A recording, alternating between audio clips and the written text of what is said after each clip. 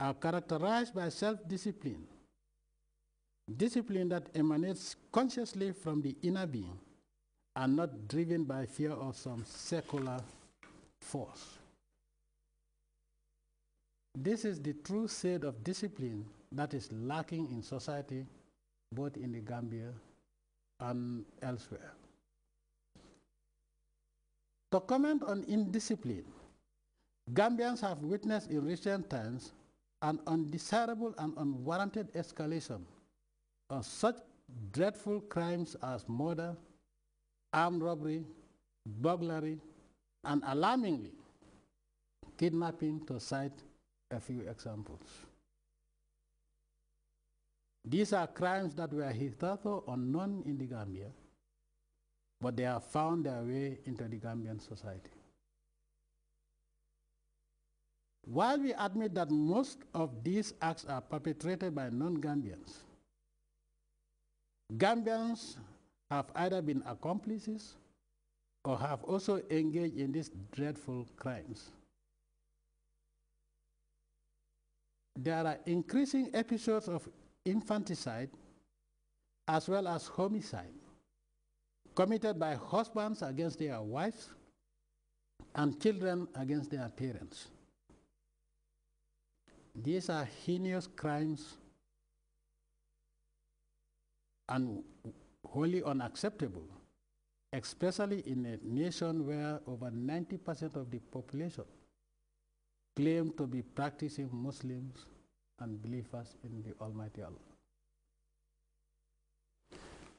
My government will never condone acts that endanger the fabric of our society or thwart the people's development efforts. Our objective is to create a peaceful, happy, and crime-free nation where the standard of living will be excellent for all citizenry. Thus, banditry, drug trafficking, or its illicit use, homosexuality, murder, terrorism, and other subversive activities against either the state or the people will not be tolerated. And government will take whatever legal action is necessary to expunge these deadly and heinous acts from the country. Critically though, the people have to rally behind government and support the relevant state apparatus. It is only genuine patriotism, which is embedded in the real fear of Allah and love for the nation, as well as true passion for the people and what they stand for, that will salvage us together. Hence, together, we must ensure that we do not only abide by the laws of the land, but also compel the criminals in our midst to retract permanently or amend their ways. There is no other option. The security forces and the judicial system will continue to be empowered to enforce the law where applicable. All those guilty of serious crimes and are condemned will face the full force of the law. All punishments prescribed by law will be maintained in the country to ensure that criminals get what they deserve. That is, that those who kill are killed, and those who deserve to be put away from society are put away according to the dictates of the law. By the middle of next month, all the death sentences would have been carried out to the letter. There is no way my government would allow 99% of the population to be held to ransom by criminals. Fellow Gambians, distinguished viewers, Muslims the world over, we need not look far into history to be forewarned of the consequences of anarchy.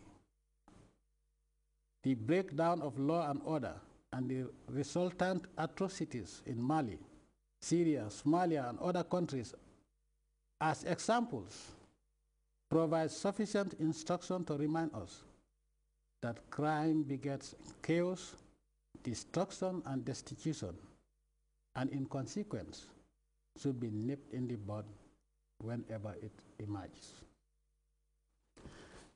Gambians should look into the future with optimism, encouraged by the rapid rate of development and the tremendous achievements made in less than 2 decades.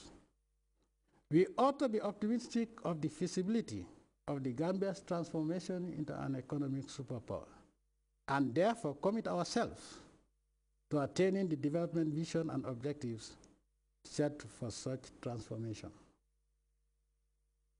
Let us cruise towards our destiny undeterred and leave no room for retrogressive vermins to clog the wheel of rapid progress. We as a state will stand by our sacred duties of making sure that every law-abiding human being in this nation of ours lives in absolute peace, security, and freedom. On reflection, one is compelled to observe that we claim and pride ourselves of being Muslims and Christians. But how devoted are we as Muslims and Christians? How many Gambians live by the noble teachings of the holy books? We are taught to love our neighbors as we love ourselves, just as we are taught that love for one's country is an element of piety. Do we manifest these teachings in our day-to-day lives? Have we not been admonished to repel hate and injustice? But how many Gambians are willing to expose the criminals in our midst, to put an end to the insecurity, injustice, and mayhem that those criminals perpetrate against innocent people? Fellow Gambians and Muslims the world over, distinguished viewers, as we mark the end of Ramadan, this should be a moment of reflection and rededication to the principles and values propagated by Islam and similarly by Christianity. True believers stand steadfast in enjoining and doing good while prohibiting and refraining from evil. I implore you all to stand firm in defense of our communities against crime. Let me re-echo the need for community watch groups to complement Operation Bulldozer. It is long overdue for all of us to mobilize our resources, muster our energies, and innovate to build a progressive, secure, and peaceful nation for all. In the thick of this, we recognize and applaud the sincere patriots who continue to support government and dedicate themselves to the welfare of the people. We encourage them to continue to be the pace setters of progress and development, but more importantly, for a crime-free Gambia. Fellow Gambians and Muslims the world over, distinguished viewers, I congratulate the venerable imams and other religious leaders who led prayers during the holy month and delivered sermons to strengthen the faith and correct the behavior of their congregations in particular and the people in general.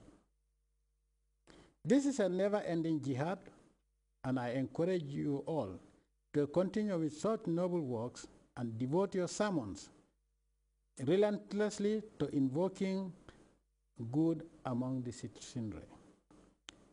In addition, together let us pray for the sick, and in the spirit of Islam, care for them and support them. Let us continually pray for the nation, but reinforce those prayers with positive action. Let us guide the young, give them the education and upbringing they require to grow into good Muslims and become useful, law-abiding citizens of this great nation. Remember that as true Muslims, we should work together for each other and not against each other.